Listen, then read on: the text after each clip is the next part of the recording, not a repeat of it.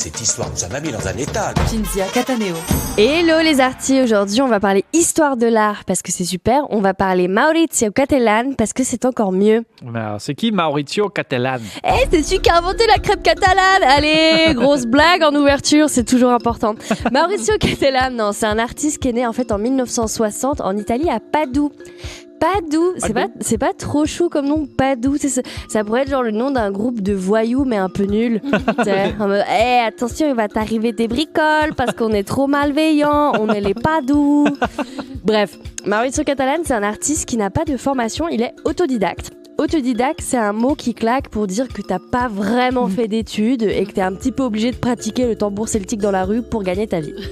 Enfin, sauf que Maurizio Cattelan, c'est pas son cas parce que lui, il rencontre un méga succès. Contrairement à toi qui, pour arrondir tes fins de mois, vend une super paire de moufles jamais utilisées sur Vinted. Donc les œuvres de Maurizio, c'est des sculptures qui s'inspirent des objets et des personnes du monde réel. Par exemple, il empaille plein de pigeons. Plus de 2000. C'est énorme, hein, parce que là vous réagissez pas. 2000. Déjà, où est-ce que le mec a trouvé 2000 pigeons? Moi, j'aimerais bien voir le behind the scene. C'est comment t'attrapes 2000 pigeons? T'as des filets à pigeons, t'as 2000 boules de graines. C'est quoi la meilleure technique pour attraper des pigeons? Prendre exemple sur les assureurs. Empailler des pigeons, et moi je suis d'accord avec lui, de toutes les créatures magnifiques, atypiques et rares, c'est clairement le pigeon qui gagne, hein. Moi c'est vrai que souvent quand je suis chez moi sur mon canapé, hein, sur un petit plotte comme ça, je me dis tiens, Là, ça manque de pigeons, hein. On est d'accord, franchement, hein, pour que ce soit un petit peu plus cosy, ça manque d'un petit volatile qui roucoule, tu sais, avec sa tête qui gigote de manière saccadée, comme si les fusibles de son cerveau ils sautaient une fois sur deux. Hein, par exemple, là, les studios couleur 3, bon bah vous le voyez pas, mais c'est pas très feng shui. Hein, il manquerait là une petite ribambelle de pigeons qui, si possible, ont quelques plumes et phalanges en moins, non? Ouais. En plus, Maurizio, il fait pas les choses à moitié, parce que en plus des pigeons, il a carrément fait des fausses fientes. Fallait y aller quand même, fallait y penser, des fausses fientes. Moi j'aimerais savoir s'il y a des offres du coup sur Coca, 6 fausses fientes achetées, un pigeon offert. Bref, Maurizio Cattelan, c'est des œuvres qui valent des millions. Le mec, il a tellement de thunes qu'il ouvre sa propre galerie à New York, la Wrong Gallery, qui est en fait un espace où rien ne se vend et qui est fermé de façon permanente. Une fausse galerie en gros, voilà. Donc et moi je trouve marrant parce que normalement les milliardaires ils kiffent pas trop ce qui est fake, enfin à part pour ce qui est des déclarations fiscales et des nichons.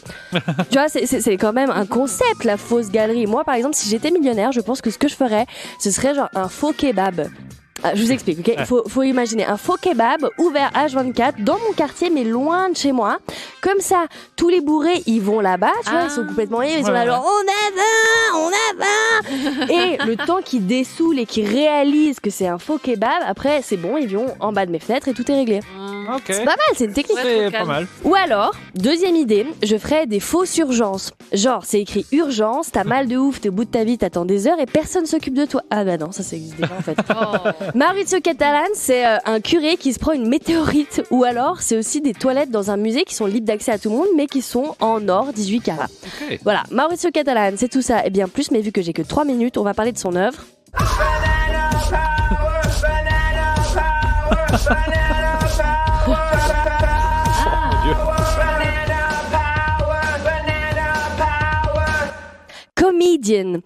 Comedian, c'est une œuvre provocatrice. Alors après, dans la vie, il y a plusieurs niveaux de provocation. Il y a par exemple top 1, organiser une gay parade en Iran.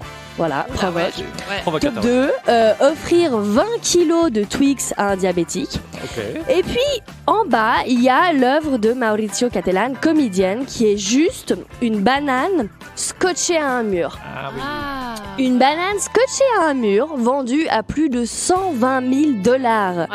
Voilà, niveau rentabilité quand même, c'est très fort. Enfin moi j'ai envie de te dire, c'est du génie même, déclinable avec tous les fruits et légumes, tu doubles le prix si c'est du scotch double face, c'est très bien. Le problème, c'est que cette œuvre elle a été détruite. Et ouais, en fait ce qui s'est passé c'est que pendant l'expo il y a un autre artiste, David Datuna, probablement engagé par toi Virginie, qui a décollé la banane et qui la mange. C'est clair, mais ça c'est subversif. Mais il a mangé la banane quoi, hein? C'est quoi la prochaine step? On va faire des œufs au plat avec la Mona Lisa. On ne respecte plus rien Yannick. Bon heureusement Cattelan il a plus d'un tour dans son sac. Il va faire une autre œuvre. En fait il va scotcher contre le mur son galeriste. Ok. Mais pas une sculpture, son galeriste. Non, C'est-à-dire son qu'il galeriste. prend son galeriste, il le scotche contre le mur. Et ça, je trouve super, parce que là, personne va le décoller pour le manger, tu vois. Quoique. Par contre, petit bémol, du coup, plus personne est là pour surveiller les œuvres. Hein. Pratique, par exemple, si t'es un voyou pas doux et que tu veux te faire un max de thunes en volant, genre, je sais pas, un topinambour scotché au mur. Bref, l'histoire de l'art, c'est super. Et maintenant qu'on sait qui est Maurizio Cattelan, c'est encore mieux. Couleur 3.